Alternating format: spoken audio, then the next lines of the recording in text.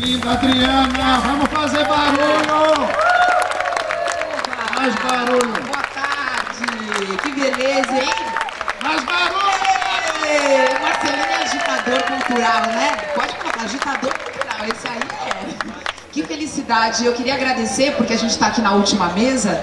Eu queria agradecer a você, Marcelino, a todo mundo da Flim, a Patrícia, ao convite, porque eu tive a oportunidade, como vocês, né, de estar junto com grandes artistas, com grandes nomes da literatura brasileira, sentada ao lado deles, refletindo sobre o que eles falavam e refletindo sobre o Brasil. É um momento que a gente precisa fazer isso. E a Flim chegou com essa pegada, não se negou a pensar o Brasil. A literatura tem que pensar o Brasil e a gente está muito feliz de estar aqui. Muito obrigada. E agora, hein? Muito obrigado, um aplauso com você. Ei, beijo, obrigado a vocês todos e todas. Obrigado, amigos. Vamos fechar bem a Flim hoje, né? Nossa última mesa. O Marcelino e toda a equipe da Flim fizeram uma curadoria pensando na literatura, né, como esse foco, mas a literatura contaminando outras artes contaminando a literatura. Então, o trânsito, transpassando, a gente está em trânsito na vida também, e essa é a ideia, esse é o foco. Essa mesa que a gente vai apresentar agora, eu adoro, chama Transgêneros Artísticos.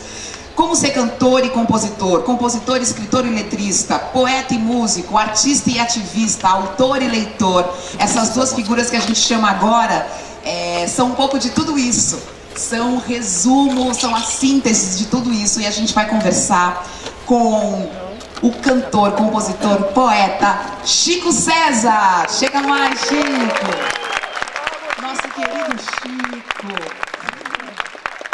A gente canta, se encanta com ele, com a música, com os versos. Chico César na Flim!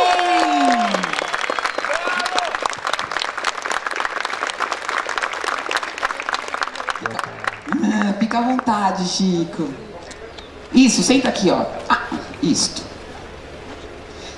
E vamos chamar o homenageado da Flim desse ano, que nasceu aqui em São José dos Campos, me contou tantas histórias bonitas passadas na infância aqui, e a gente vai fazer essa homenagem especial a ele, um letrista maravilhoso, pesquisador da música, jornalista, escritor. A gente já cantou muitas músicas dele por aí, viu? Eu tenho certeza, e a gente vai lembrar de algumas aqui.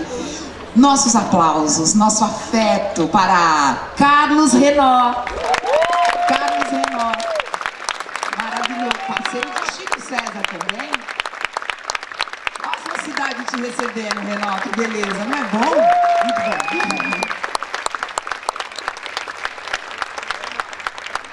Dá seu boa tarde para sua cidade aí, hein? Eu não quero. Boa tarde, meus queridos joseenses, conterrâneos. Eba!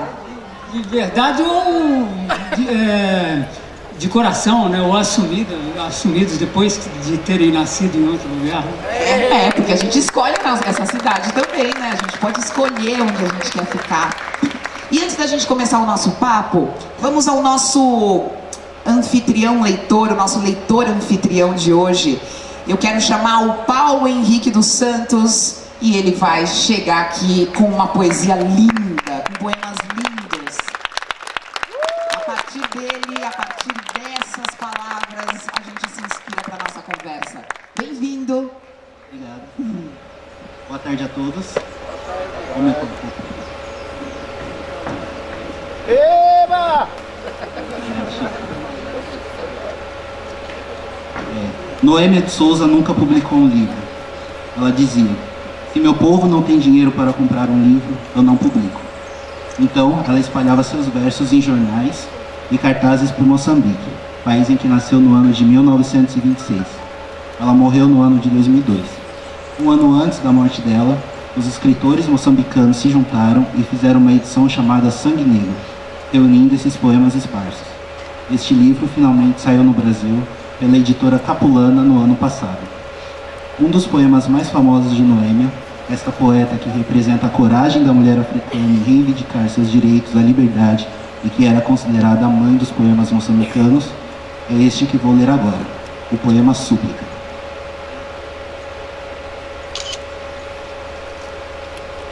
Tirem-nos tudo, mas deixem-nos a música.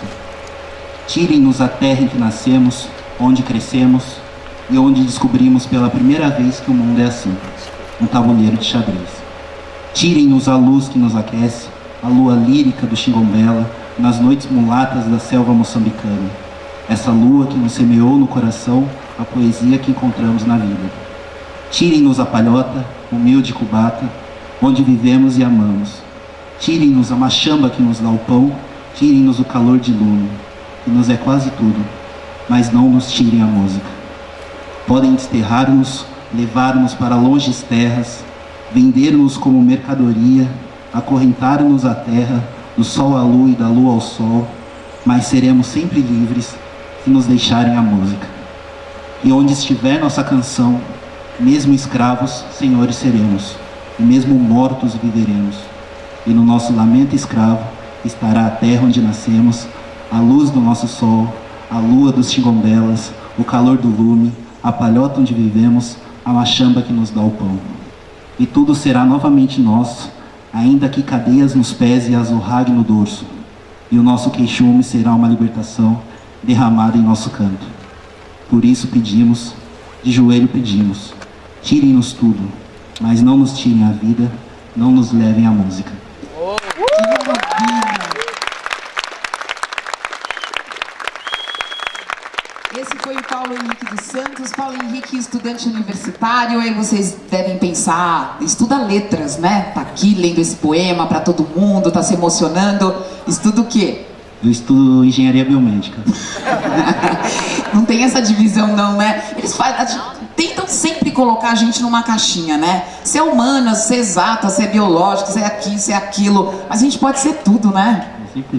Gostou de entrar em contato com a poesia? Muito, muito, muito. Eu fiquei muito impressionado com a Noêmia, porque o poema dela, em um poema ela consegue colocar muitos sentimentos.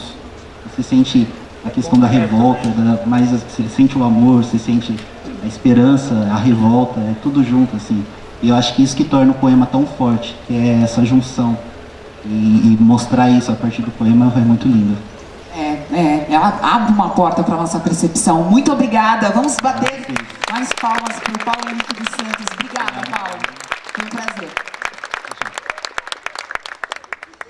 Queridos, já vou começar com isso aí. Tirem-nos tudo, mas não nos tirem a música. Nos deixem a música. Tem que deixar, né?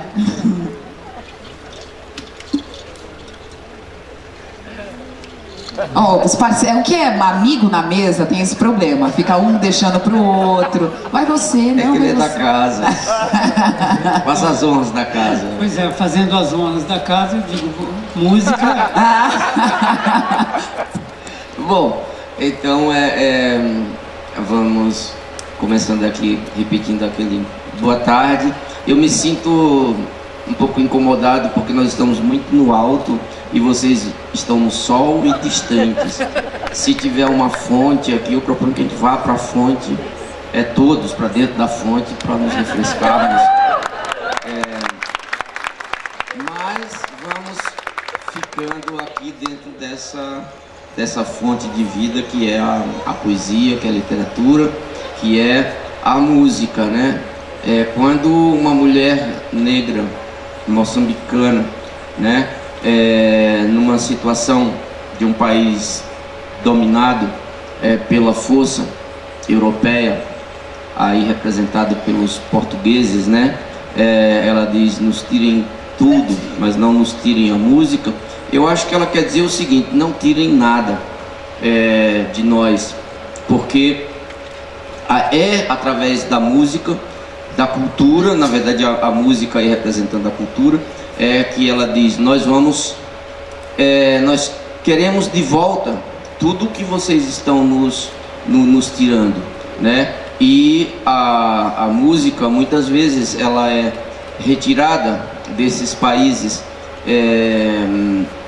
que muita gente chama em países em desenvolvimento, países tem várias denominações que dão para esses países, a cultura, a música desses países é de certa forma subtraída ou apossada por outros lugares e lá levada, transformada e vira uma coisa de entretenimento, o que para nós, né, e eu incluo o Brasil como um país desses, como Moçambique, Angola, o que para nós é vida, é o dia a dia, para outros é a diversão, é o exótico mostrado fora do seu contexto.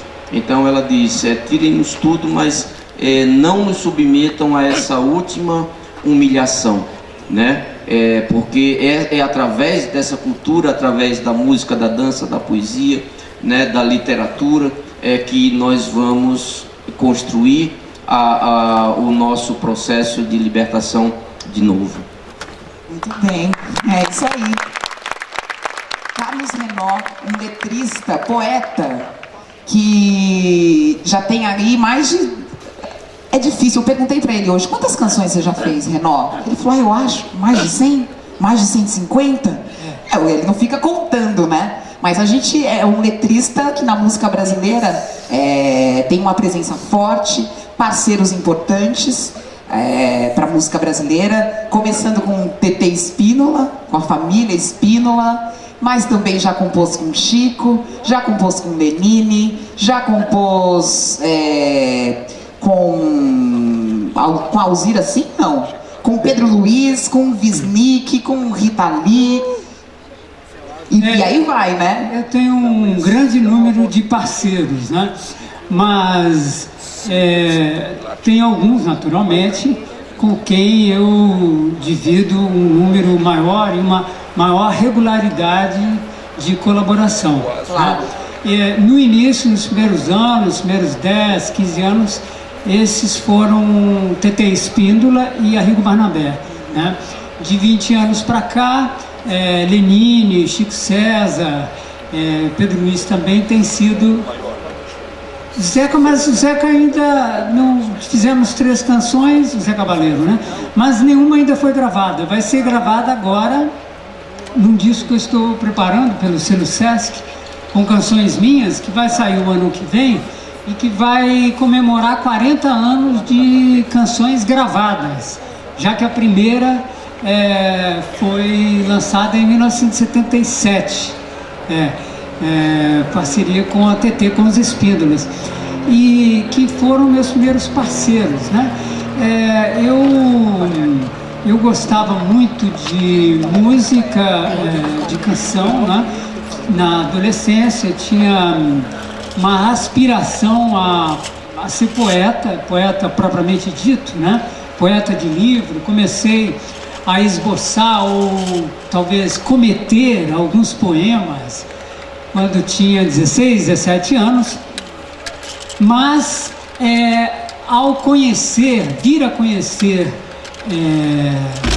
artistas da música, né, e os primeiros foram justamente os irmãos Espíndola, aí eu não tive dúvida em me decidir. Né? Eu tinha, até por personalidade e também por uma questão de formação cultural, já que eu sou fruto da contracultura brasileira dos anos 70, uma maneira de dizer que eu fui hippie, né? Nos anos 70. Não fui hippie de fazer artesanato, tal, não tinha habilidade para isso, mas intelectualmente, né, culturalmente, ideologicamente, eu fui da contracultura, ou de uma esquerda contracultural, né? Ou de um hipismo esquerdista, né?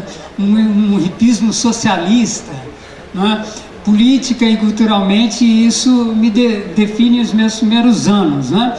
E por conta disso, dessas duas coisas, e da minha personalidade, eu tinha que fazer na vida algo pelo qual eu era apaixonado, eu tivesse paixão.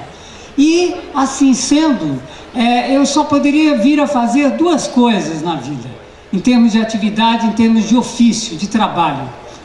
Ou ser jogador de futebol, ou ser autor de canção. e mais exatamente de letras de música, né? Porque o grande amor pelas palavras e pelas palavras na sua dimensão poética era e sempre foi e ainda e é e vai ser, né, pelas palavras poéticas, né? Já que eu também sou jornalista, mas sou jornalista complementarmente, porque muitas vezes é o contrário, né? Se é jornalista, se tem uma atividade mais segura do ponto de vista material, financeiro, e complementarmente se dedica a uma atividade artística, né? Então eu também, por conta dessa formação, né, contracultural, eu quis que a atividade que eu amava fosse aquela a que eu dedicaria mais do que a qualquer outra, né? Poesia popular cantada, é Exatamente, isso? Porque aí também vai uma outra coisa, né? Eu trabalho muito, né? Um dos poetas mais importantes na minha formação, e na minha formação, embora seja sempre a de um letrista, eu não tenho muita aspiração a fazer livro de poesia mesmo, sabe? Meu negócio é letra de música, que para mim é uma modalidade de poesia. Sempre teve isso de uma influência tanto de poetas da poesia propriamente dita, literária, como de grandes poetas da arte da canção, não apenas brasileira, mas internacional. Assim sendo, não fossem Caetano Veloso, Gilberto Gil, Chico Buarque, Bob Dylan, John Lennon, eu não teria me tornado letrista, porque foi necessário que houvesse na minha formação artistas importantes na minha vida, né? E que eram grandes, que como letristas, como compositores letristas, eram grandes poetas, como esses que eu citei. Claro. Então isso também foi muito importante, né? Para que eu me decidisse por fazer letra de música. Aí bastou que eu viesse a conhecer uma cantora absolutamente excepcional, fora de série em todos os sentidos, entendeu? Que foi a Tetê Espíndola. Quando eu namorava a irmã dela, com 18 anos, assim, e ela um dia veio de Cuiabá, né, a terra do Ariano aqui.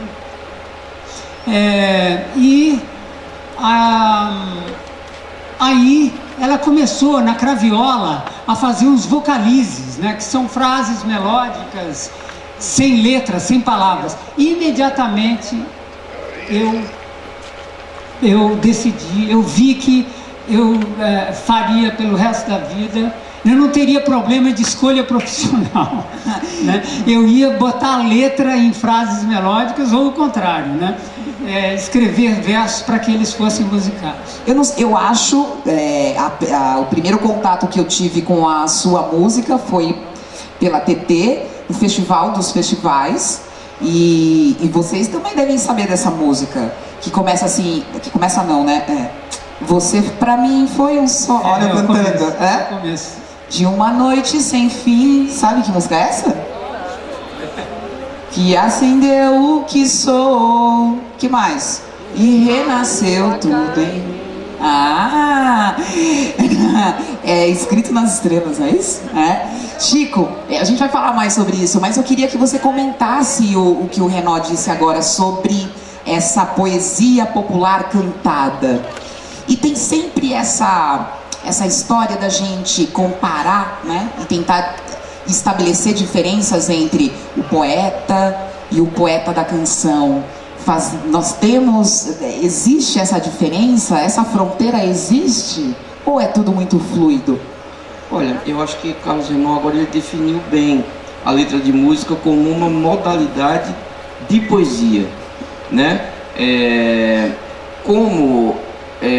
Para muitos a poesia, ela tem pouco espaço na mídia, no jornal, no rádio, né? Vende pouco. Então a música, né? E junto com a música, a letra de música, a canção, ela ocupa um lugar muito grande na vida das pessoas. Os poetas, quando veem o pessoal da música dizendo assim, ou as pessoas se referindo ao pessoal da música como poetas, eles ficam muito enciumados, os poetas de livros, né? Não, esse pessoal tal. Então, mas agora eu acho que essa definição que Renaud dá com tanta tranquilidade, da poesia da letra de música como uma modalidade da poesia, eu acho bastante aceitável, né? E o poeta Chico César começou a compor, a escrever em que momento? Eu comecei a compor aos 12 anos de idade. Eu tive a sorte de criança trabalhar dos 8 aos 15 anos de idade numa loja que era de livros e de discos, lá na minha cidade. E ali, no mesmo ambiente, estavam Gabriel Garcia Marques, Marinês e sua gente, Luiz Melodia, Graciliano Ramos, estava tudo misturado, sabe? Kraftwerk e Zé Limeira. Então, para mim, aquilo já veio junto na minha vida. Em Catolé do Rocha? Em Catolé do Rocha, no sertão da Paraíba, uma loja chamada Lunique, em homenagem àquela nave russa que sobrevoou a órbita lunar, mas não pousou, foi respeitosa, né? Só deu aquela olhada assim e tal, e deu aquela voltinha, sabe quando você dá uma volta na praça e vê aquele seu crush, sua paquera, mas não passa a mão na bunda, né? Só os americanos foram lá e passaram a mão na bunda mesmo, não só ainda cravaram, né? Uma bandeira, O pau da bandeira. o pau da bandeira. Então assim, eu trabalhava nesse lugar e vendia os vinis, e um dia eu saí para vender vinis pela cidade e a oferecer às pessoas, e na volta eu comecei a cantarolar uma coisa, né? E era um samba, e eu achava que era um samba que já existia, né? E eu ficava cantarolando aquilo. Quando cheguei na loja, eu pensava para mim mesmo, poxa, mas não é de AGP, não é de Vando, não é de Jovelina Pérola Negra, não é de Martinho da Vila, não é de Paulinho da Viola, não é de Jorginho do Império, porque tudo isso a gente vendia lá, né? De quem é esse samba? De quem é esse samba? Quando cheguei lá, comecei a perguntar para os outros, os adultos, que eu era a única criança que trabalhava lá, né? Aí já pré-adolescente, com 12, pessoal, de quem é essa música? Aí comecei a cantar. Eu espero 11 meses, parecem 11 anos, consola sempre às vezes, acaba os desenganos. Quando chega fevereiro, acaba-se a monotonia. É um show bem brasileiro, nego canta, nego assobia, e ele traz o carnaval, que traz muita alegria pra mim. Afino minha viola e coro novo no tamborim. Aí o pessoal mais velho falou, neguinho, essa música não é de ninguém não, é sua. Aí eles pegaram um gravadorzinho de rolo pequeno que tinha, eles vamos gravar a música do neguinho pra eu não esquecer. Aí gravaram, mandaram, canta aí de novo tal. Aí eu cantei. Aí quando eles botaram pra tocar, eu achei muito feia a minha voz, né? Porque eu nunca tinha escutado minha voz gravada assim, dá uma voz metálica, né? E de menino assim na passagem, né? Então assim, aquilo pra mim era tudo a mesma coisa, mas eu sabia que havia os letristas, né? Eu sabia, todo o disco de Gilberto Gil tinha lá escrito Antônio Carlos Capinã ou Torquato Neto, né? Nos discos de Ivan Lins tinha Vitor Martins, que era um parceiro constante dele. E eu falava, quem é esse cabo que não tá na capa do disco, né? Aldir Blanc, sempre ali, parceiro de João Bosco. Então eu achava até que os discos, até João Bosco, eu acho que fez um, que era meio dos dois, tinha os dois na capa. Apareciam mais os dois, naquela parceria, o Aldir Blanc aparecia mais. Mas eu queria saber quem eram aquelas outras pessoas que eram autores, mas não estavam na capa e também não cantavam. E eu achava que aquilo, aí eu entendi, então quer dizer que esse que canta, ele deve ter feito a melodia e os acordes e tal, e o outro escreveu a letra, então ele não tem retrato na capa do disco, e também não vai, né? É um trato lá entre eles, não tem direito de ter retrato na capa do disco, nem vai, né, nem vai fazer show e tal, né? E também dizendo, Luiz Gonzaga e Humberto Teixeira.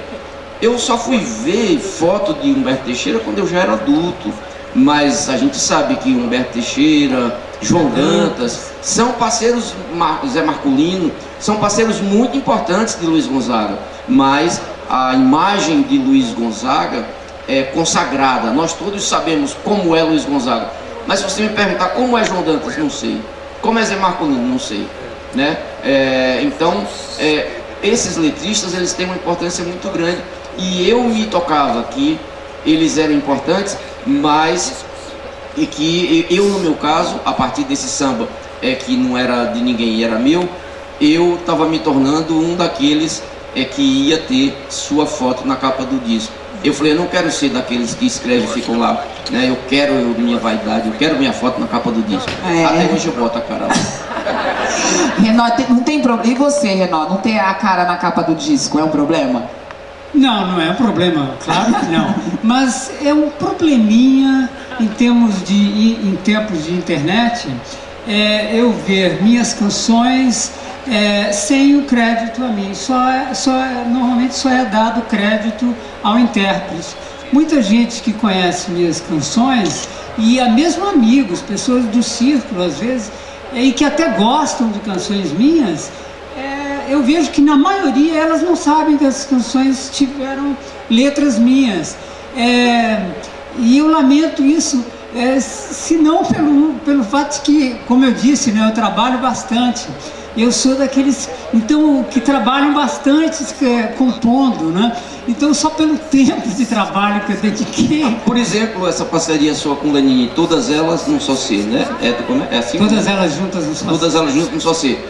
Muita gente diz, pô, aquela música do Lenine é demais, Lenine é muito cabeça, e Lenine... Aí fala, deixa de ser besta, que não é do Lenine não. A letra é de Carlos Renó, e é de Carlos Renó? Ninguém sabe.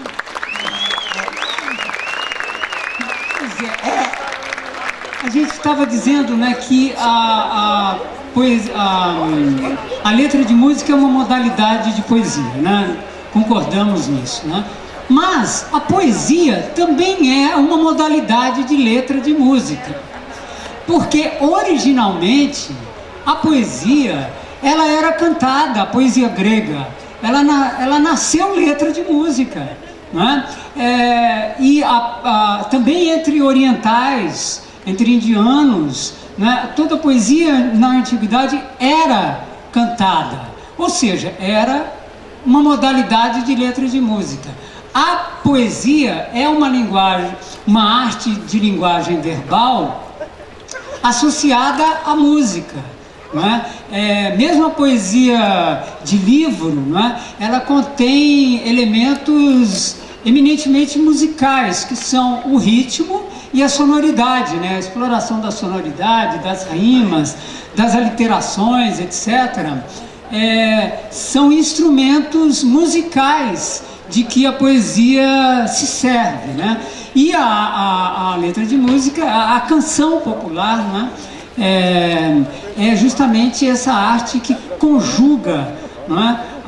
Duas artes, a da poesia e da música. E aí a gente fica curioso para saber como é o seu processo para a criação da canção. Deve acontecer de formas diferentes, é claro, mas você tem muitos parceiros, mas é de trabalhar junto? Não, né? Junto? Eu só faço uma outra coisa, e é com um sexo diferente dos meus parceiros.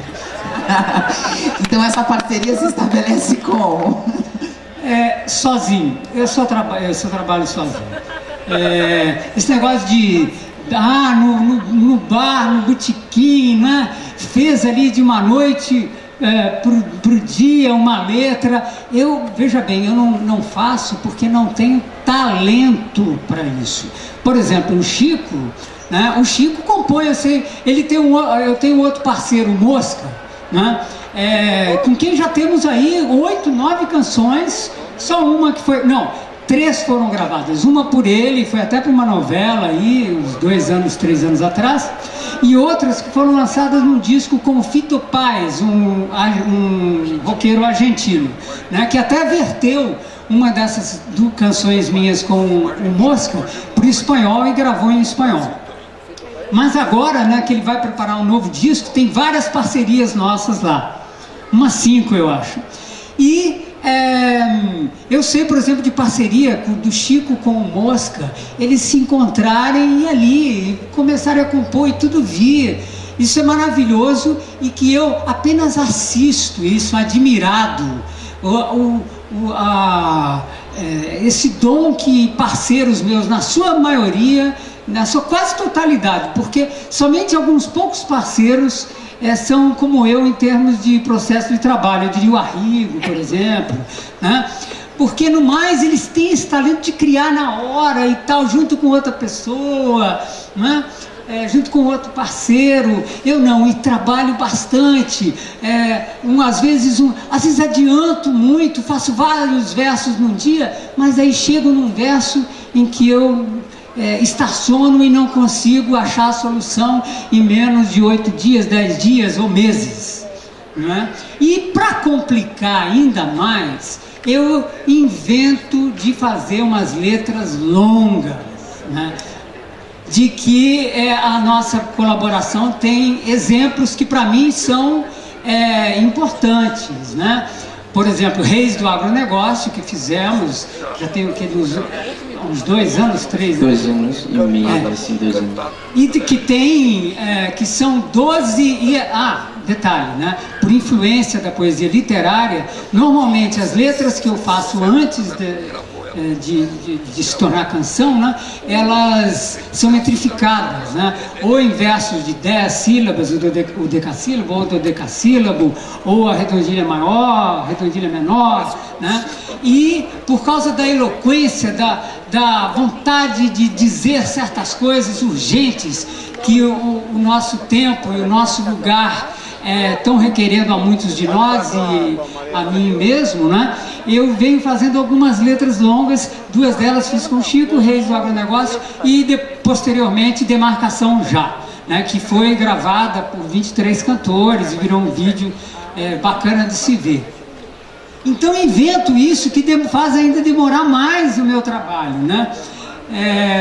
Mas algumas vezes os seus parceiros te dão a música, você ouve a música e a partir dela é que você cria? Eu diria que com esses 40 anos de atividade, eu acho que a primeira metade foi caracterizada sobretudo pelo processo em que o parceiro me dava a música e eu colocava a letra por sobre, né?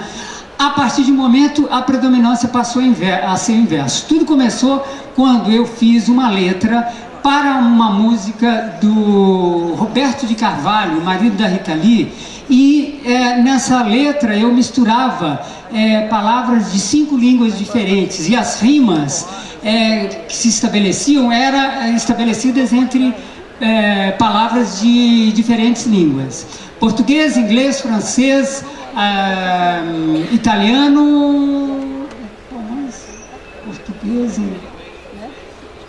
espanhol e italiano. Sabia desse Calvinói? Sabia disso, você era um poliglota, assim. Mas a poesia é mais uma questão de domínio da linguagem poética do que da língua, né? Mas aí você tem que trazer, aí você tem que dizer pra gente. Tem que dizer pra gente. A gente tem que, eu acho que é possível o seguinte: você pode, para traduzir bem poesia, você tem que ser poeta, de algum modo, né? Os melhores tradutores de poesia são poetas, né?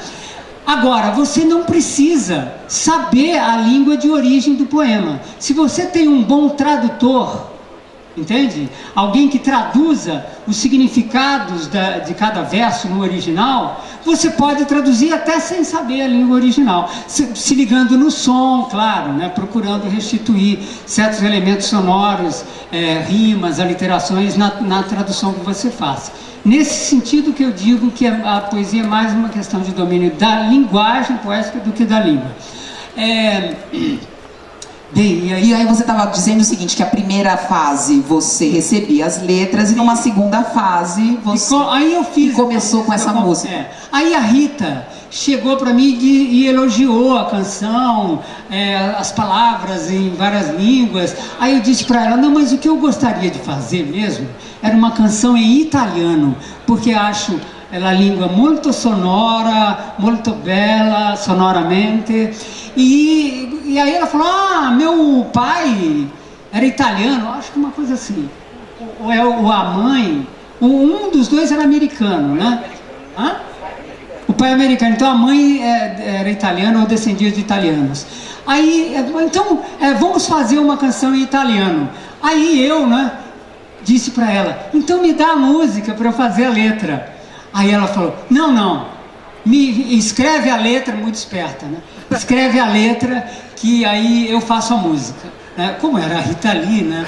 Eu não ia, né, dizer não, né? E aí fiz toda a metrificar. Eu estava estudando na Casa de Dante, em São Paulo, na Frecaneca, justamente para isso, para vir a fazer pelo menos uma canção em italiano. E fiz a letra no feminino, Mille Baci, e eu quis usar bate porque o italiano é uma língua em que a palavra beijo rima com a palavra abraço, uma coisa vulgar, comum, né, lá na língua dos italianos, mas para mim muito significativa, né? Então eu quis rimar bate com abrate numa canção e fiz a letra no feminino, bastante picante, aliás, assim, bem amorosa, sacana, assim, sabe? E ela musicou aí daí pra frente, em seguida, como eu comecei uma parceria com o Lenine, e o Lenine, sempre que compõe com alguém que só faz a letra, ele parte da letra. Aí a coisa foi predominando dessa forma.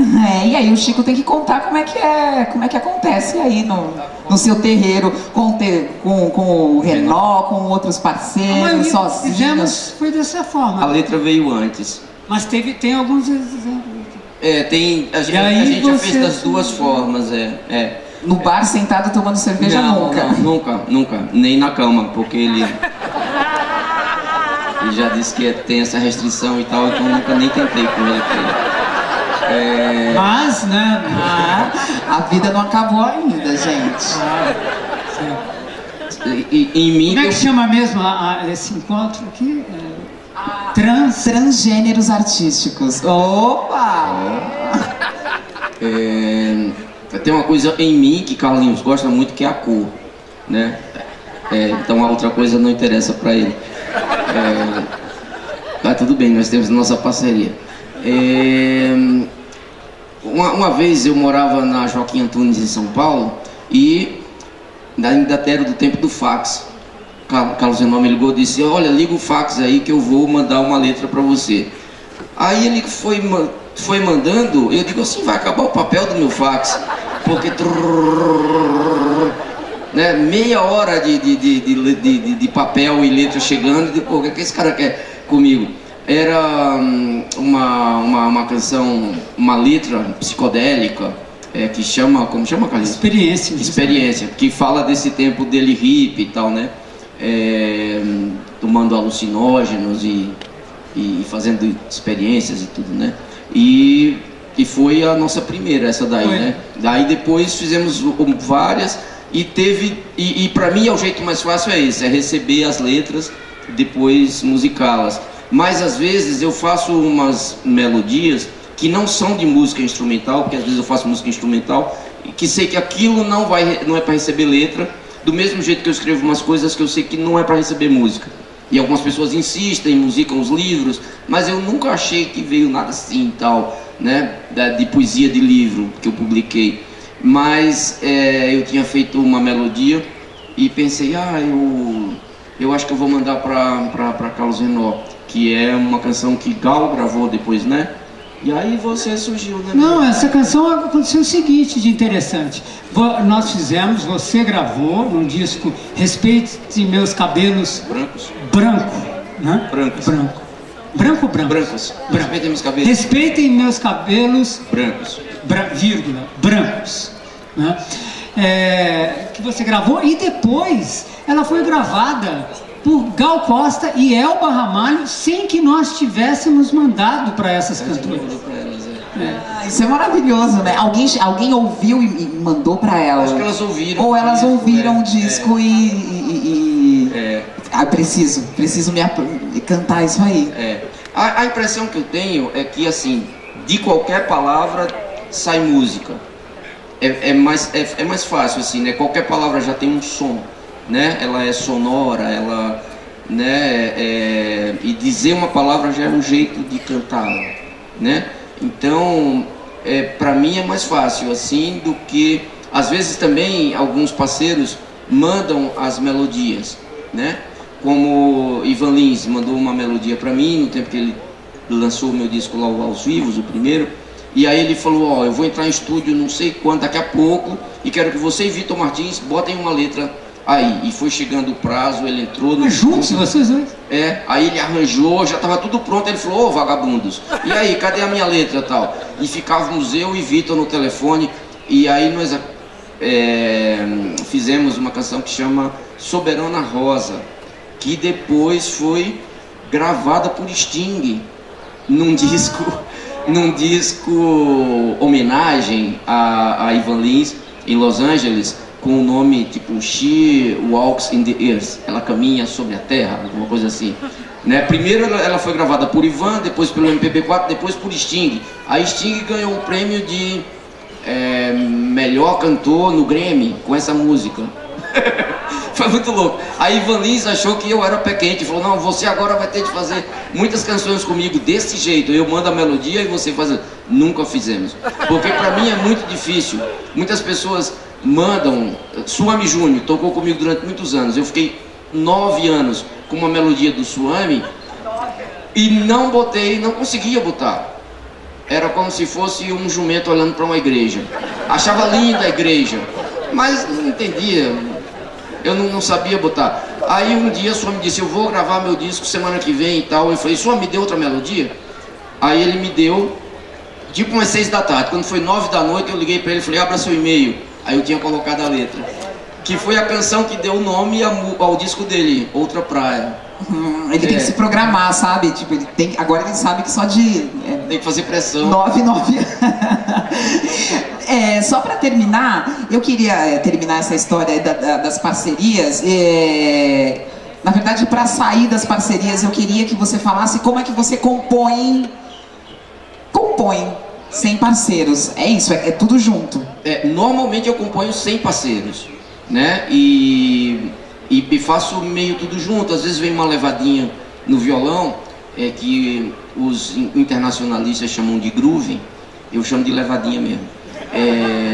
E dali vem a levadinha, sugere umas palavras e tal, aí você começa a improvisar, começa a vir alguma coisa.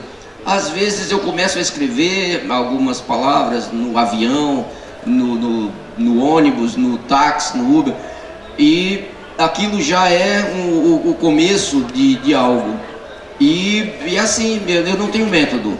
E o meu método normalmente é o caos. Se eu estiver numa confusão, fazendo outra coisa que não seja música, aí provavelmente vai acontecer uma música. Se eu for para uma praia, um lugar bem bacana, ou ficar em casa em silêncio dizendo hoje eu vou compor, não acontece nada.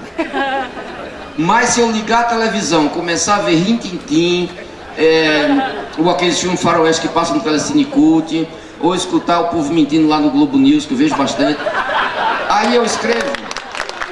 Eu componho muito assim. E aí você vê o povo mentindo muito e escreve uma história de amor ou escreve? Escreve qualquer coisa. Eu compus Benazir, uma canção que eu fiz para Benazir Bhutto, quando eu vi uma imagem dela. Eu sabia da história do pai dela e tudo, Desi Bhutto, que tinha sido um líder comunista no Paquistão. E quando ele faleceu, a filha que ele tinha mandado estudar em Paris voltou e assumiu o lugar dele, né? Eu achava Benazir linda, maravilhosa, aquele ar misterioso da mulher oriental, com muito respeito e tudo.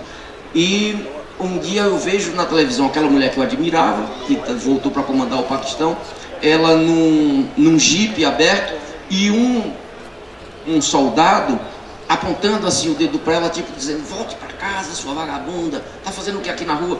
Ela tinha sido retirada do governo e tinha sido proibida de fazer manifestações públicas, de falar. Então ela falava, eu não posso falar, mas então eu vou desfilar minha indignação com esse golpe, que é o que ela tinha sentido, né? Que era o que talvez Dilma devia ter feito aqui, sair de um jipe aberto e tal.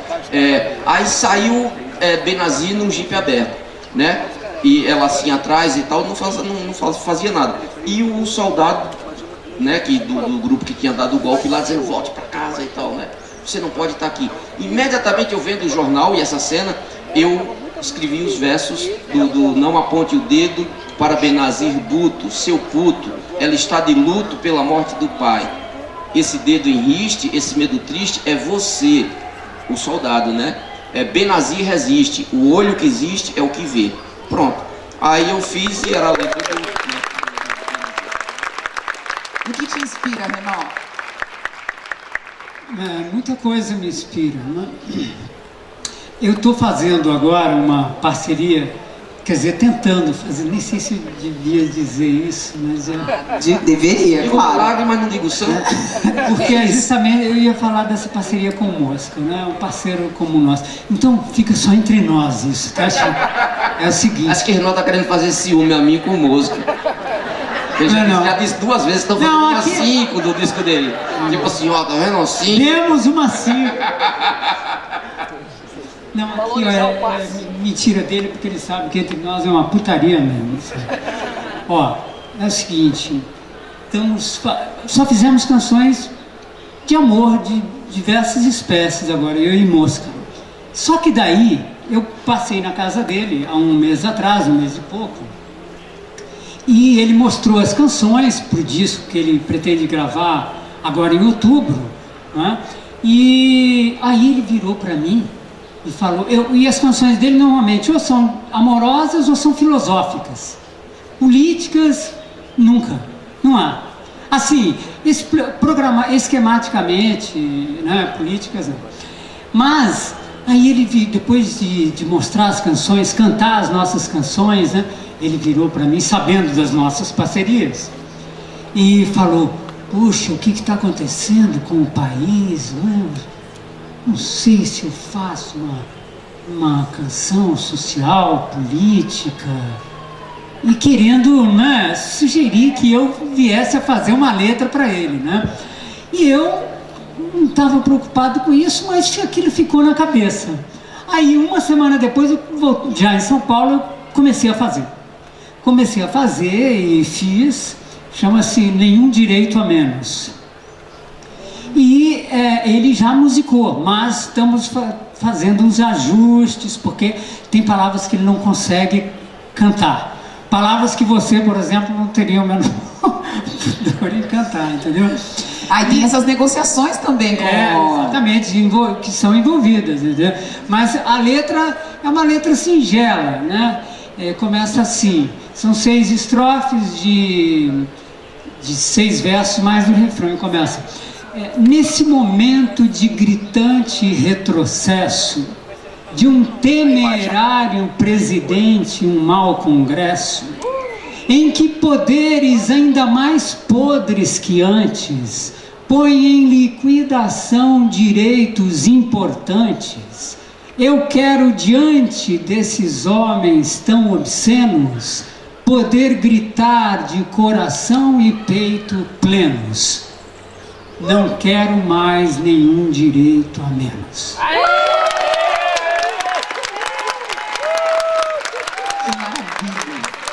Nesse pai, vamos falar a segunda estrofe.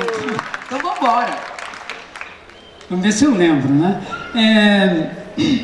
Nesse país em que se vende por ganância direito à vida, à adolescência e à infância, direito à terra, ao aborto e à floresta, ao manifesto, ao futuro e ao que resta,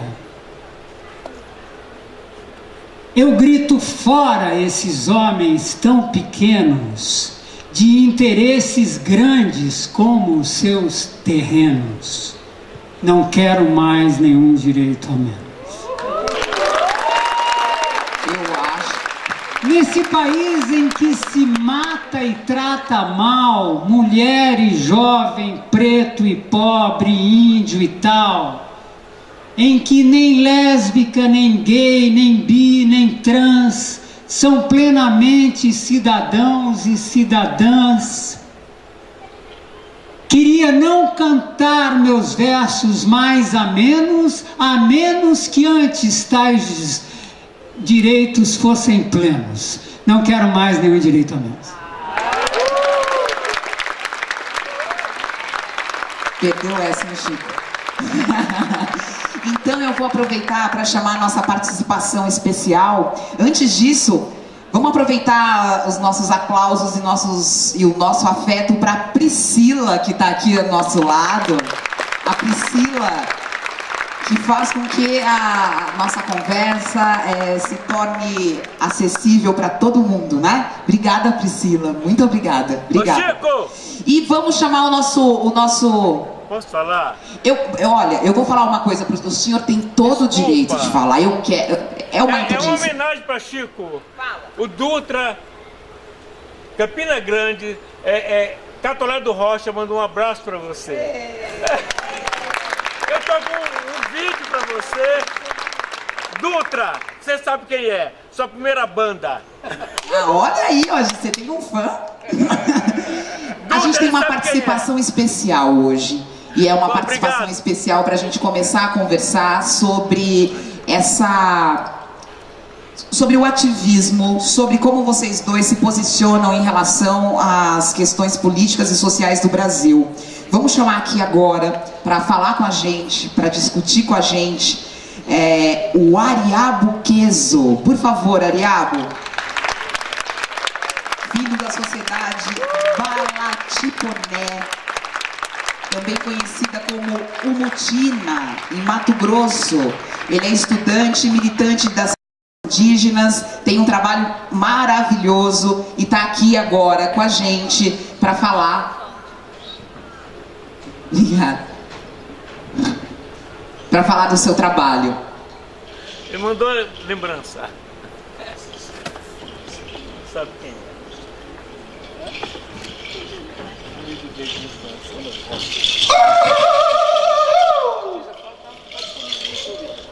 Hey, hey, hey, hey, hey, hey. Hari, Hari, Hutaki. Hari, Hari, Hokotokono. Hari, Hari, Yapore. Mini, Mini, Inundotore. Mini, Mini, Hutaki. Baru, Baru, Inundotore. Hari, Hari, Hutaki. Hari, Hari, Hokotokono. Hari, Hari, Yapore. Mini, Mini, Inundotore. Mini, Mini, Hutaki. Baru, Baru, Inundotore. Hey, hey, hey, hey, hey, hey.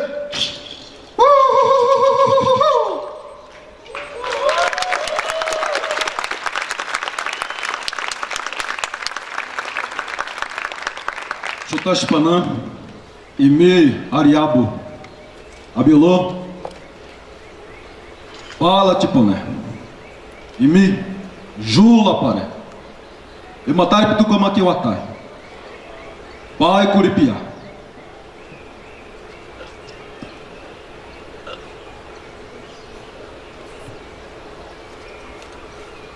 Sou Bala Tiponé, sou Parixiralite, sou Bororobê, sou Chavante, Auê, Apitabe, sou Irange, Manuque, sou Curabacairi, sou Caiapó, Nemegocré, sou Caiabi e Putunum, sou Canoeiro, Liquibatsa, sou Arara, Munduruku, Nambiquara, Guarani, Canela, Krenak, Chiquitano, Cuicuro, Quisede, Terena, Xerente.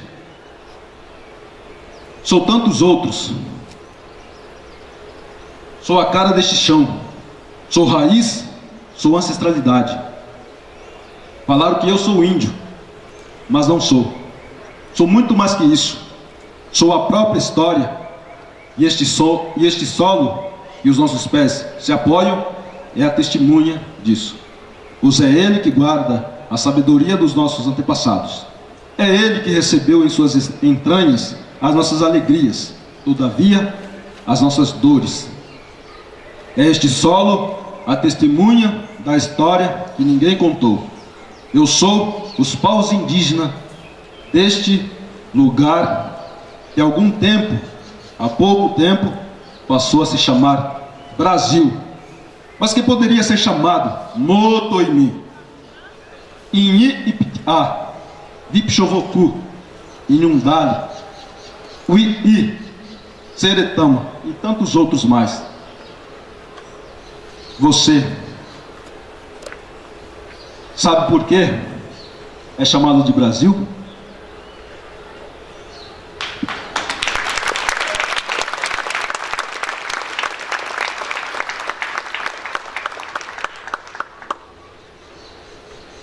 O povo Alatiponé é muito conhecido como Mutina, da terra indígena Mutina, está localizado próximo ao município de Barra do Bugres, estado de Mato Grosso. O povo Alatiponé está numa fase de saber ainda mais sobre si mesmo, de mergulhar em sua própria raiz ancestral. Os mais velhos são as pessoas que detêm as informações relacionadas à nossa origem, portanto, cada um deles representa uma biblioteca enquanto vivos. Se forem encontrar com nossos antepassados, são muitos os registros que partirão com os mesmos. Nesse sentido, os mais jovens recorrem aos anciãos quando desejam adquirir mais informações e o objetivo é multiplicá-los para que não corra o risco de se perderem.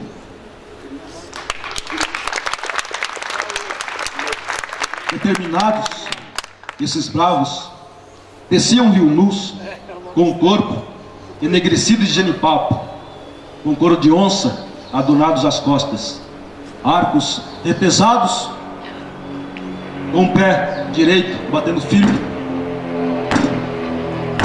o chão, gritos, esturros e medo, redimidos, redentores e amedrontados, mas bravos, guerreiros irredutíveis.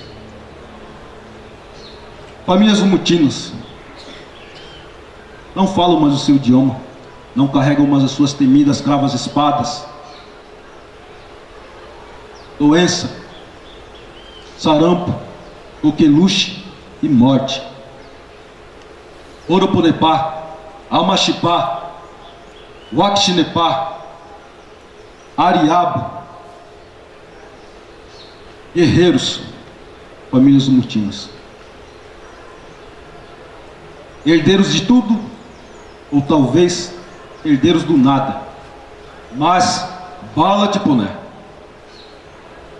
Misticamé, misticamé, misticamé. E vocês, quem são? Vai, Curipiá. Muito obrigado.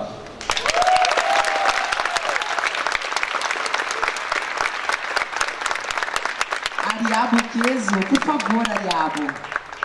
O Ariabo tem um trabalho importante para todos nós, e eu queria que você falasse desse trabalho. Você é um ativista nas causas indígenas, e falasse desse trabalho. Ele é estudante na UFSCar, não?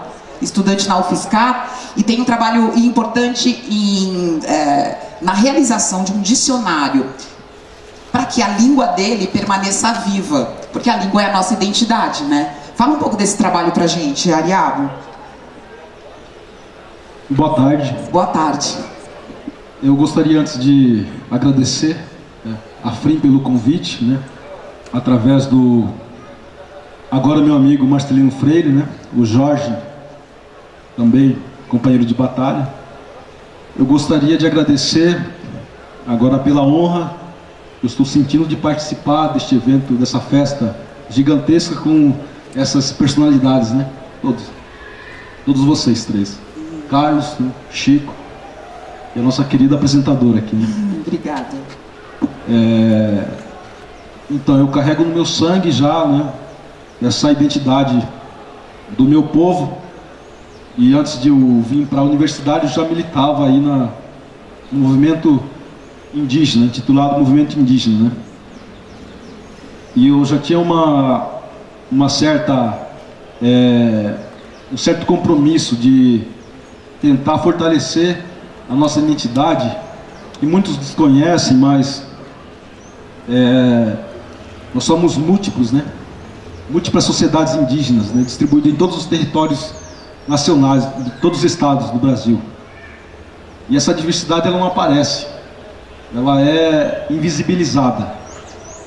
E talvez esse compromisso e a participação, essa minha participação no movimento indígena em debates importantes, fez com que eu despertasse esse interesse também de militar na academia. A academia é um dos instrumentos também que nos fortalece, continua sendo um espaço de prestígio, né? E há uma luta para que esse espaço se torne democrático. Ainda é elitizado, mas é uma ferramenta potente também para militância. E aí eu decidi escolher letras justamente por conta desse meu envolvimento para o fortalecimento do idioma, que não é falado por todos dentro do povo, o idioma de origem, né, o Balatiponé. E nisso, então, em parcerias com professores, né, orientado por professores do Departamento de Letras da UFSCar, a gente submeteu vários trabalhos aí para agência de fomento, CNPq, FAPESP. Então, no meu primeiro ano, conquistei a bolsa de iniciação científica do CNPq, dei continuidade no trabalho, submeti o segundo projeto para a FAPESP, foi aprovado, e na FAPESP construí, foram 2 anos de pesquisa, né? Reconheceram o meu trabalho, perceberam a relevância que ele tinha, social, então decidiram renovar, né, para o ano seguinte. Então saiu o resultado que agora eu não estou com o material aqui, está na mochila, mas o material que é justamente um material didático que trabalha o fortalecimento do idioma, assim, os professores dentro da escola da aldeia poder trabalhar com os alunos, as crianças de lá. Sim. E é fundamental, né, para que a cultura, para que essa sociedade consiga se manifestar, né, e continue viva. Isso é um grande desafio, né? Nós como jovens do povo, praticamente todos agora têm essa consciência firme de que nós devemos resistir. Essa identidade ela tem que se manter. Deve. Esse é um dos desafios. Outro desafio é você fazer com que a sociedade envolvente perceba essa importância e de se ver como um país pluriétnico, né?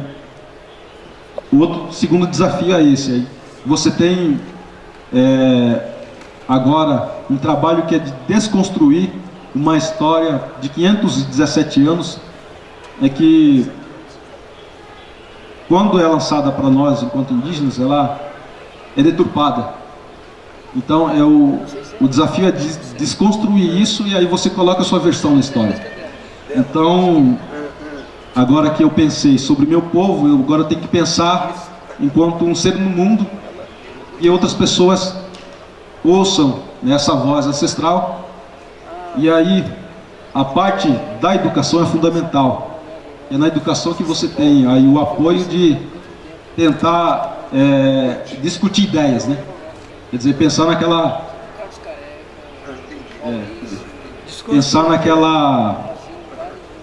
expressão, né? O formador de opinião, né? O professor. Então, dentro de um grupo de estudo, do Laboratório de Línguas, do Departamento de Letras, eu participei de um projeto, Linguagem de Etnicidade, Estilo em Transição. Então, eu construí esses cadernos aqui, são 2 volumes com minha autoria, o volume 8, e é justamente passar essa ideia para o professor discutir um material de nível de ordem pedagógica também, relacionado à temática indígena. E aí, esse de volume 8, que está disponível online, aí você pode conferir comigo também aqui. Eu trouxe alguns exemplares, revendo a historiografia do Brasil.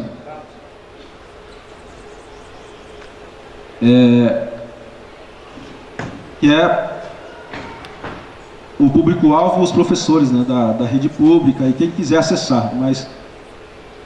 E a gente também, E o Ariabo trouxe outras, né, trouxe vários exemplares e ele vai estar ali perto e vocês podem ver de perto e acompanhar e ler e levar, né? Isso. Aí eu tenho o segundo volume, que é Não Sou Índio, nem pertenço a nenhuma tribo. Isso é importante, porque é um erro frequente, né? Vocês falam índios? Ah, os índios. De que tribo você é? Não, né? Explica pra gente. Então, eu faço algumas provocações, brincadeiras com os termos índio e tribo, né? E aí índio não tem uma definição precisa. Se você for pesquisar vários dicionários que existem aí disponíveis, aí uma das versões é da tabela periódica, né? O índio com o fator atômico lá de metal e tal, de número 49. E aí também índio foi uma moeda de Portugal, há muito tempo atrás, nomearam uma moeda de índio. E aí índio também aí, eu não vou falar que é erro. Disseram que foi um erro quando os europeus estavam indo para a Índia, mas aí encostaram suas naus em costas americanas. Os que eles viram neste território nomearam de índios porque achavam que estavam indo tinham chegado à Índia. E é uma mentira, assim, bem cara de pau, né? Mas eu brinco com isso. Ótimo. Ó, deixa eu te... e a gente convidou, e ele é essa participação especial aqui, o Ariabo Kezo, para a gente começar a falar dessa parceria de vocês dois,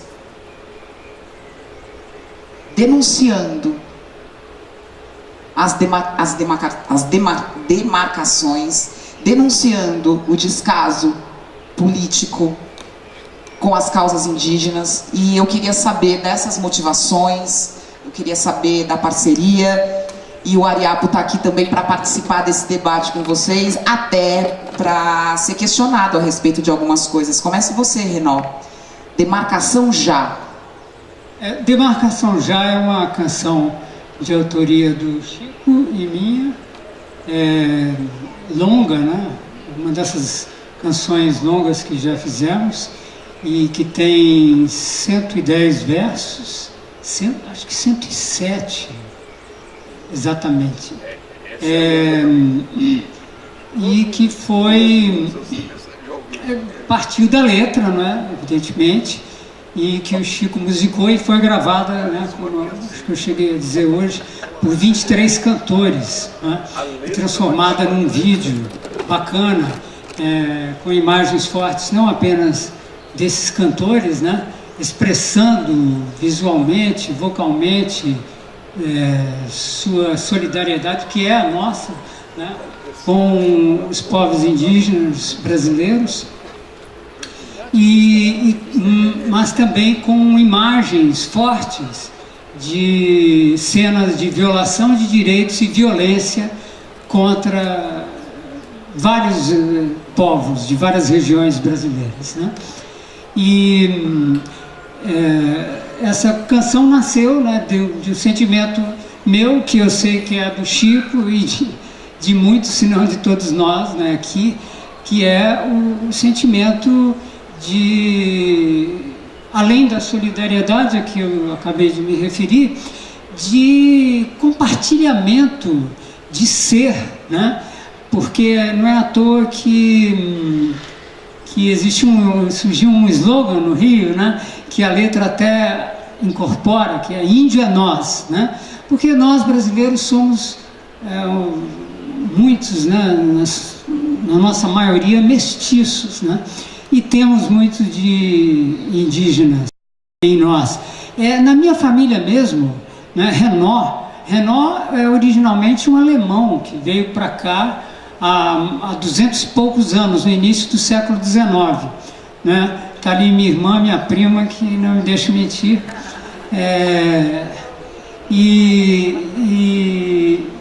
E esse alemão, né, evidentemente, se casou com uma brasileira, se não me engano, uma paranaense.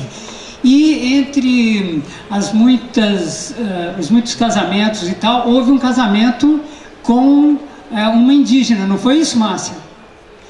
Márcia, inclusive, minha irmã, uma dos meus 5 irmãos, e ela é a Índia da família da Cabral. Ela está rindo ali, é a nossa Pataxó. Enfim, né? E desse sentimento de indignação com o fato de que esses povos que somos nós, que nós somos, né? Quando eu digo nós, eu estou falando nós, os brancos, os mestiços brancos,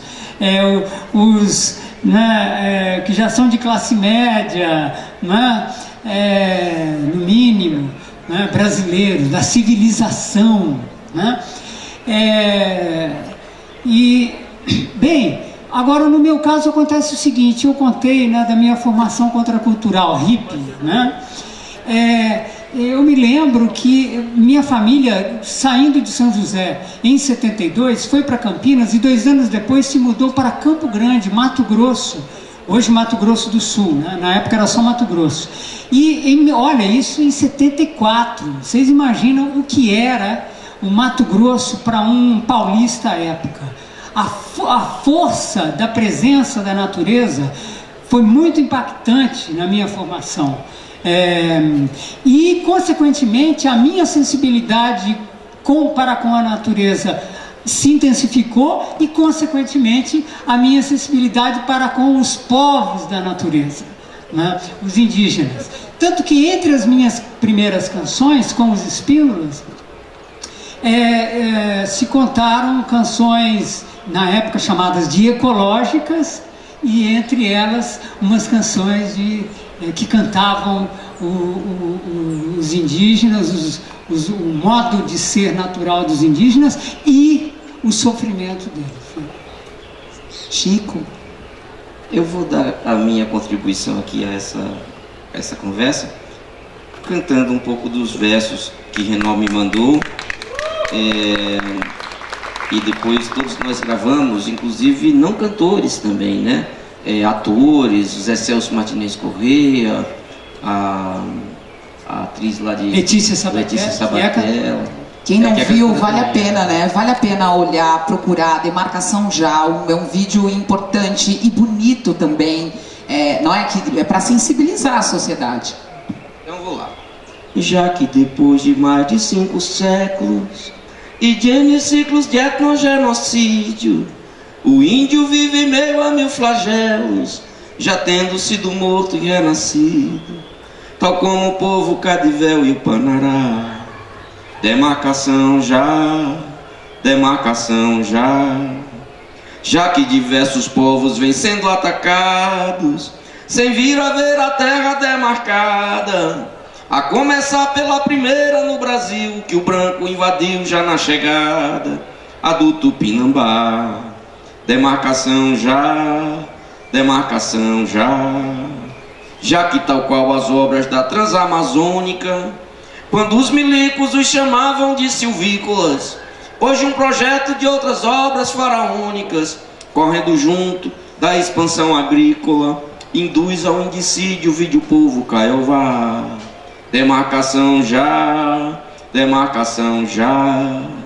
já que tem bem mais latifúndio em desmesura que terra indígena pelo país afora, e já que o latifúndio é só monocultura, mas a TI é polifauna e pluriflora. Demarcação já, e um tratoriza, a motosserra transgeniza, e o outro endeusa e diviniza a natureza. O índio a ama por sagrada que ela é, e o ruralista pela grana que ela dá. Demarcação já.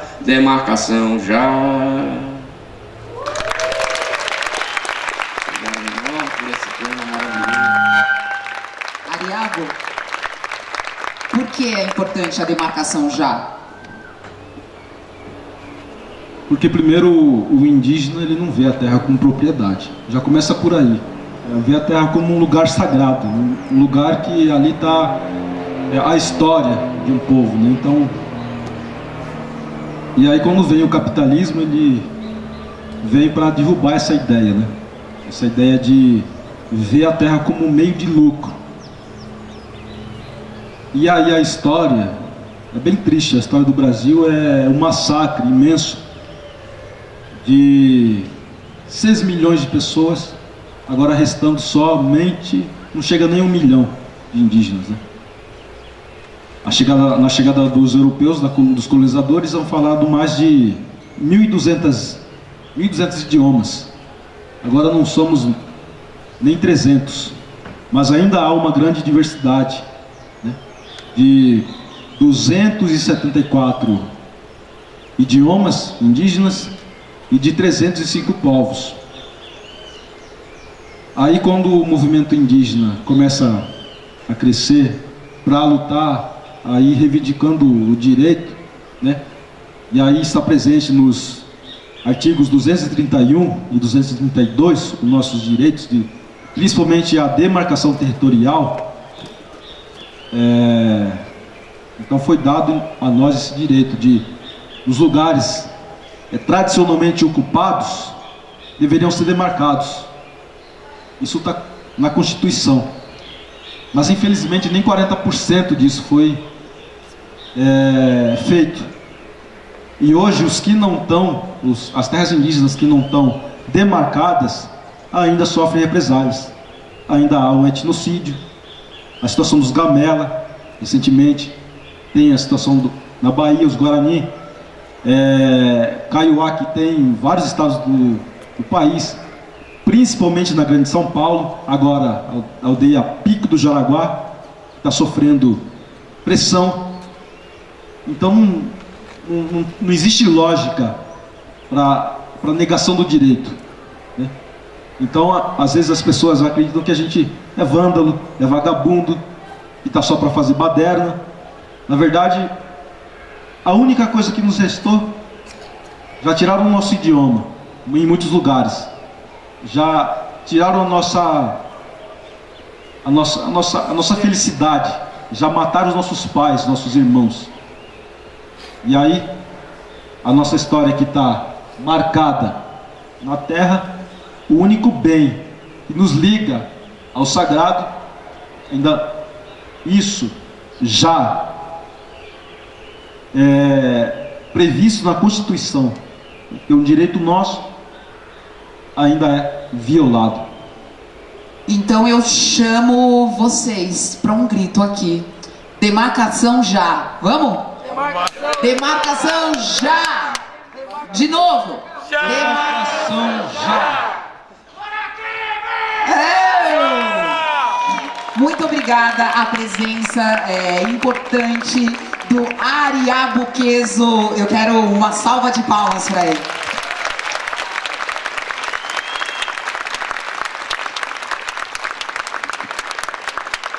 Uma festa de literatura, uma festa de música, é uma festa que pensa o Brasil. Sem pensar o Brasil, a gente não faz literatura e não faz música. E é por isso que ele está aqui. Obrigada, Ariago. Para Chico! Obrigada. Catolé do Rocha! E a gente tem que encerrar aqui a nossa festa com a lição de casa do Marcelino Freire. Diga o seu livro, diga um livro que marcou a sua vida, diga um livro que você está lendo agora, diga por quê, e vão inspirar as pessoas a ler esse livro, a conhecer esse autor, ou a lembrar, né, que leu. Quem começa? Chico? Começa aqui, o Renó trouxe vários, tá? Tem um livro que há muitos livros, porque eu trabalhei naquela loja e tal. Tem um que eu não lembro nem o nome dos autores, que é um livro americano, chama-se De Onde Vêm os Bebês. Eu era muito curioso, ficava olhando os desenhos e lendo aqui ovário, vagina, pênis e tal, né? E os adultos sempre chegavam e tiravam o livro da minha mão e dizia, menino, valeu menino dedo verde, aí eu lia. Aí depois passava aí já lia tudo em 3 dias. Aí os adultos chegavam, tava eu lá olhando de onde vinham os bebês de novo e tal, né? Aí diz, opa, ovário, mesmo assunto de novo, né? Aí eles diziam, valeu, doidinho e tal, de Zé Lins. Aí eu lia, demorava mais uns 10 dias, voltava lá, né? Depois já tava saído de onde vinham os bebês pro relatório Wright, era pior ainda. Mas esse era muito grosso para mim. Mas assim, acho que tem um livro que é muito importante para mim, que se chama Os Últimos Dias de Paupéria, que reúne uma boa parte da produção de um poeta, letrista, jornalista, piauiense, que no meu disco mais recente, Estado de Poesia, veio a se tornar meu parceiro, depois de muitos anos em que ele suicidou-se. Torquato se matou em 71 porque a barra estava pesadíssima para jovens como ele, inquieto e que tinha uma sede muito grande de vida. Então Torquato para mim é como uma espécie de primo do qual eu ouvi falar, mas que me deixaram ler as cartas dele. Para mim as cartas dele estão nesse livro, Os Últimos Dias de Paupéria. Pronto, um livro importante. E um livro que eu estou lendo agora, que a Renault me recomendou muito, chama-se A Queda do Céu, de Davi, né? Davi Copenauer, ou Davi, antes Yanomami chamava-se nele, né? A Queda do Céu. É um livro, você fica chocado com a beleza, com as imagens, com o conhecimento sobre o que somos nós, de um inconsciente, uma subjetividade riquíssima e ao mesmo tempo. Aí cai essa ficha de que o índio é nós, porque no dia que o céu cair, no dia que cair o último indígena, toda essa terra onde nós vivemos, ela também cairá, porque são eles, através de suas danças, de sua vida, muito ligada à natureza, que preservam a vida de todos nós que aqui vivemos. Esse livro é fundamental e bem forte. Sobre a coisa da demarcação, eu ainda queria falar uma coisa. Eu tenho muita esperança e fé, porque se os judeus, depois do Holocausto, da Segunda Guerra Mundial, conseguiram se reerguer, né?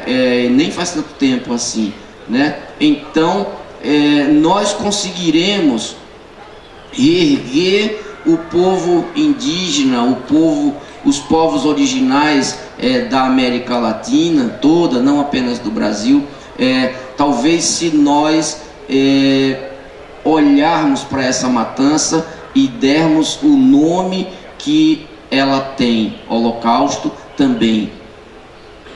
Muita gente foi morta. Muitos dos judeus não gostam, acham que essa palavra tem que ser só deles, né? Mas não, eu acho que para recuperar, né, e para mostrar a urgência de recuperar esse lugar dos povos autóctones, né, dessa parte do mundo, inclusive os indígenas desse lugar que autoritariamente veio se chamar Brasil, nós temos que olhar no olho dessa matança e chamarmos por esse nome doloroso. Talvez a sociedade acorde e assim recuperemos a dignidade para todos.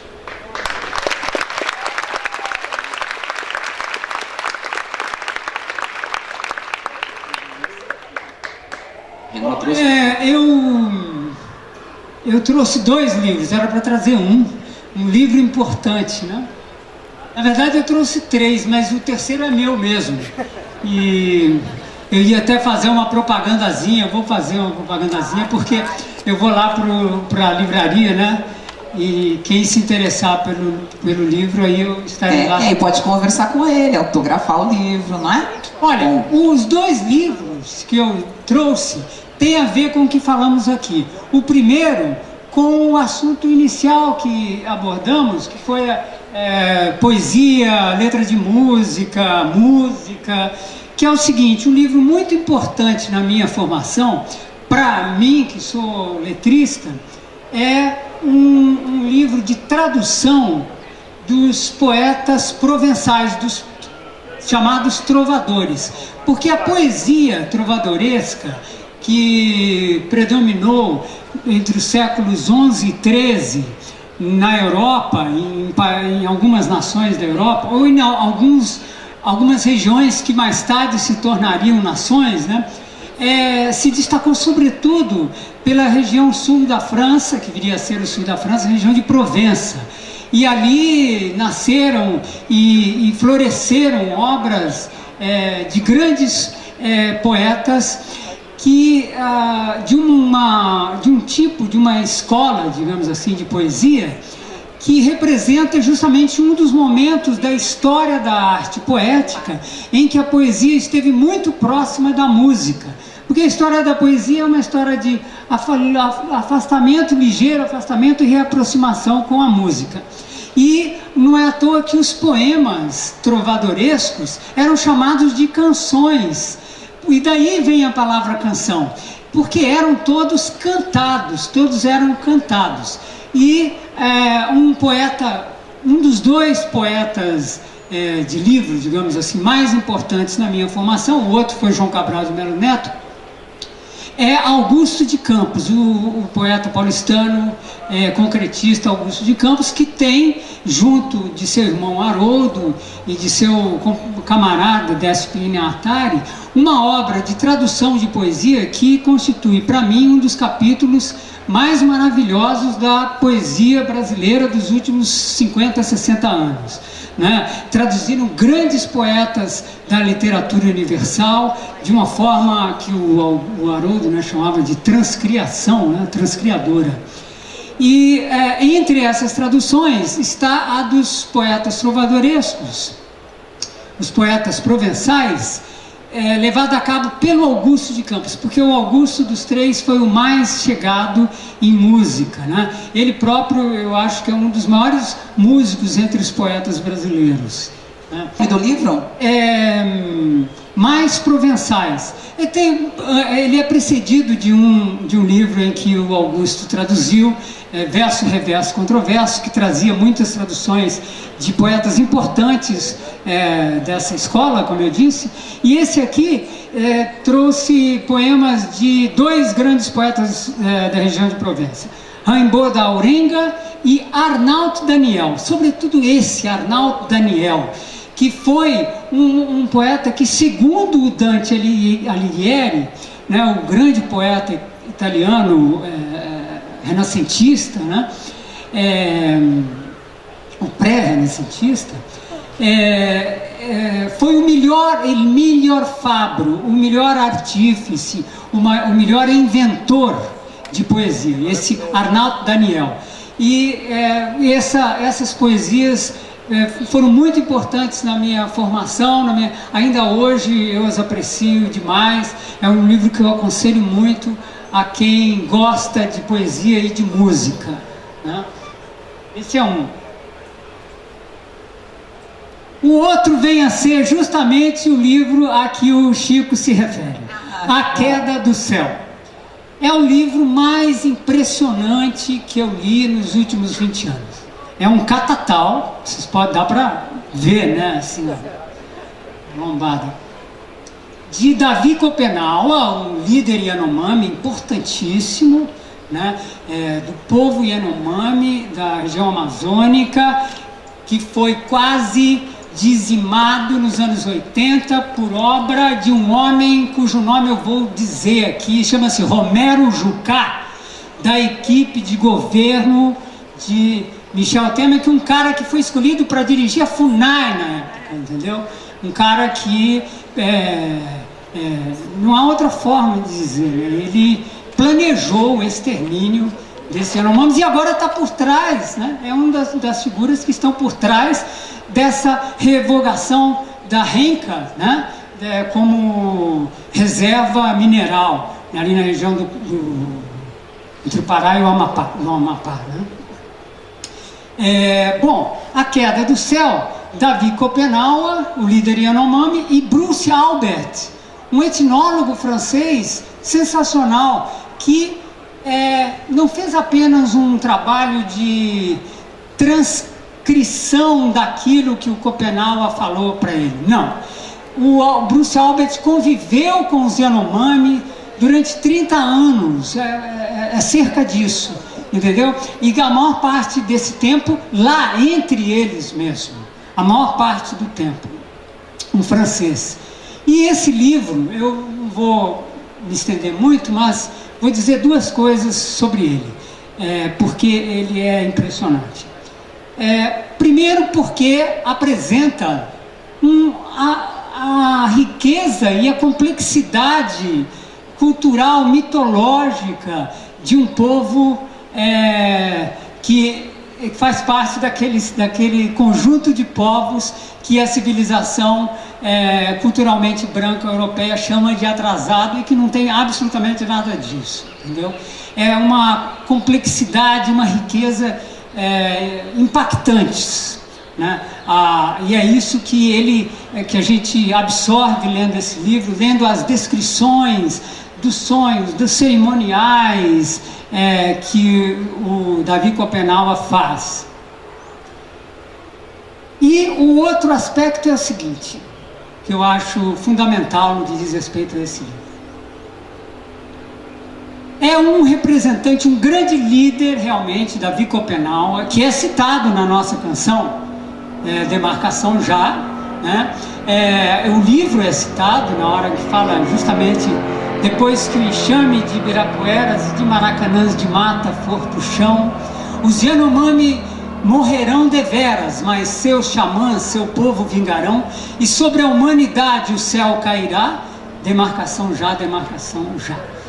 O que ele quer dizer é que a destruição é tamanha, né? E talvez dificilmente não reversível,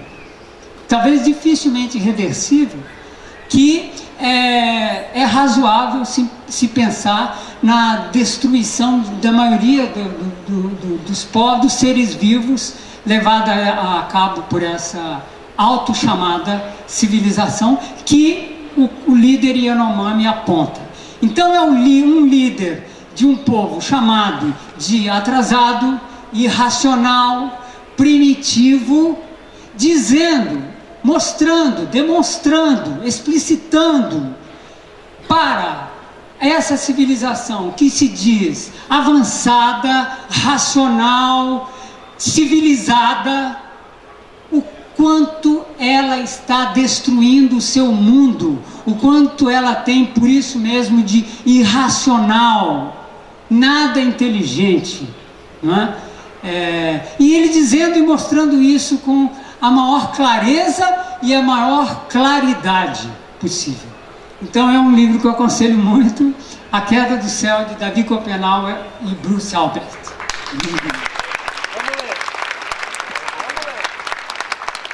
Bem, complementando, vou fazer aqui a minha propaganda.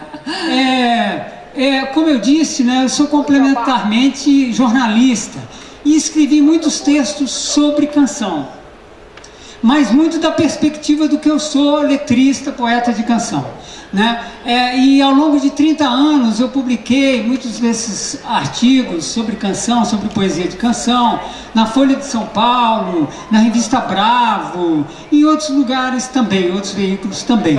E aí há 3 anos reuni boa parte desses escritos nesse livro aqui, O Voo das Palavras Cantadas, e que se origina de uma frase do escritor James Joyce, que disse: palavra cantada é palavra voando. O título vem disso.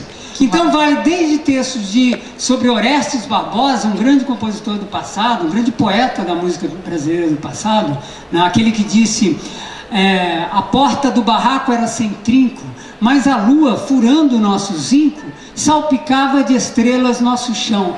Tu pisavas nos astros distraída, sem saber que a aventura desta vida é a cabrocha, o luar e o violão. Essa imagem, né, de a mulher pisando, estar sobre as estrelas, né? A própria queda do céu Exatamente. Até coisas mais recentes, racionais, mas isso vou até a década passada, né? E passando por Caetano, Gil, Bob Dylan, John Lennon. Pronto. Eu vou aproveitar de dia aqui que Carlinhos já fez o comercial dele para dizer que a minha bodeguinha tá ali, Babi, Bárbara tá cuidando da bodega, tem livros, discos, tem até vinil. Oba! Marcelino Freire tá ali fazendo a dança da Daniela Mercury, apontando. Ai, não! Agradecer a Marcelino por essa oportunidade, né? Eu tô falando como quem tá se despedindo, é isso? Mas a gente vai se Grato a despedir. É que Marcelo. antes disso, eu queria chamar só uma pessoa aqui ao palco e aí você se despede, porque aí você... Eu tô achando que você vai encerrar em grande estilo, é isso? Vai! Eu tô aqui. Vai ser! Vai. Agora esse suspense vai ter que encerrar em grande estilo. Patrícia! Você pode? Cadê a Patrícia? Vai chegar aqui no palco? Não. Vai precisar aqui, ó. Patrícia, chega mais, porque essa é a última mesa e a Patrícia tem um recado para dar pra gente antes da gente encerrar com o Chico César em grande estilo. Nessa mesa que homenageia também Carlos Renault. Chega mais, Patrícia. Adri, na verdade é só uma pessoa que é fundamental aqui para esse trabalho todo e que é a nossa diretora Angela Tornelli, que eu queria chamar aqui ao palco, porque eu sou de bastidores, gosto de ser bastidor, mas ela é pior do que eu.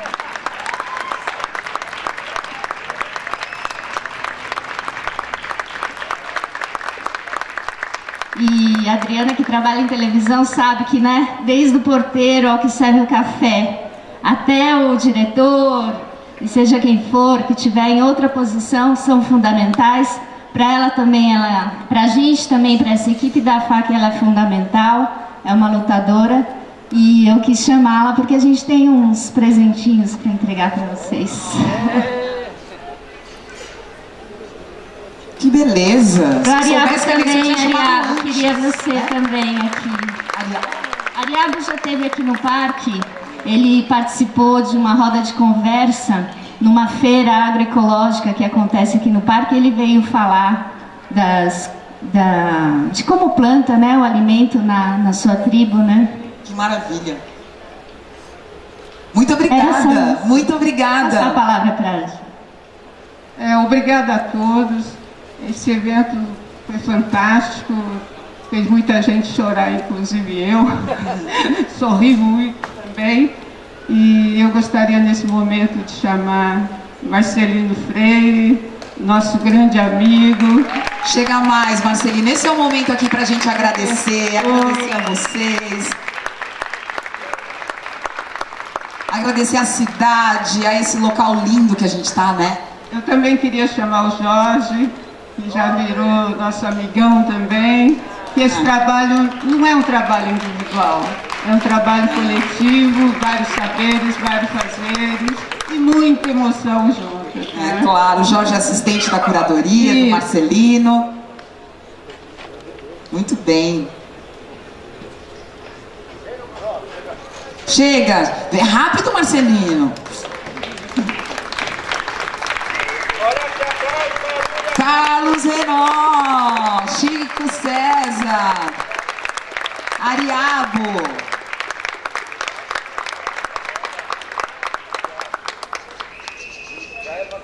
Marcelino vai falar? Marcelino quer falar? Só um minutinho, por favor, que eu queria que o Marcelino abrisse esse presente, que é um presente especial. Eu acho que ele representa tudo que nós estamos sentindo agora nesse evento. Aqui em São José são todos eventos, os presentes estão relacionados com as figureiras, então são eventos também que tocam no nosso coração. Eu queria demonstrar...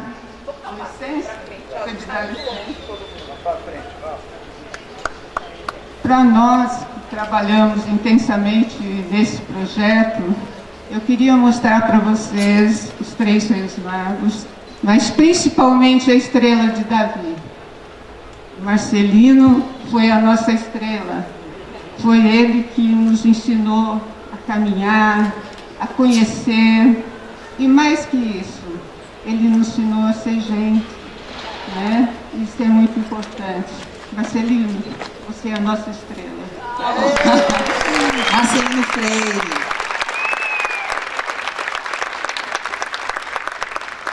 Muito obrigado, não vamos demorar, tenho que agradecer a toda a equipe, muito obrigado Patrícia, muito obrigado Ângela, a todos, sobretudo aos queridos amigos, generosos parceiros aí. Chico, muito obrigado por tua disponibilidade, por tua amizade, teu carinho, afeto, Ariabo e o nosso querido Carlos Genó. Obrigado, Adriana Couto. Obrigado, Priscila. Obrigada. Obrigado, Então, Jorge. Obrigado, Jorge. Obrigado. muito obrigada, é isso. Um beijo pra vocês. O Chico César vai encerrar com alguma coisa aqui que eu não sei o que é. Eu só vou mandar um último beijo especial, que é um beijo pra uma pessoa linda, que se chama Pedro Couto. Oh, que é eu o ia meu fazer filho. a mesma coisa. Você ia fazer? Pedro! Oi, Pedro! Ei. Então, Ei, Pedro! Pedro! eu vou encerrar com mais versos de Carlos Renó, que é aqui o escritor da terra, e desse, ainda persistido nesse tema da demarcação. Sem mais embromação na mesa do palácio, nem mais embaço na gaveta da justiça, nem mais demora, nem delonga no processo, nem retrocesso, nem pendenga no congresso, nem lenga-lenga, nem blá blá blá. Demarcação já,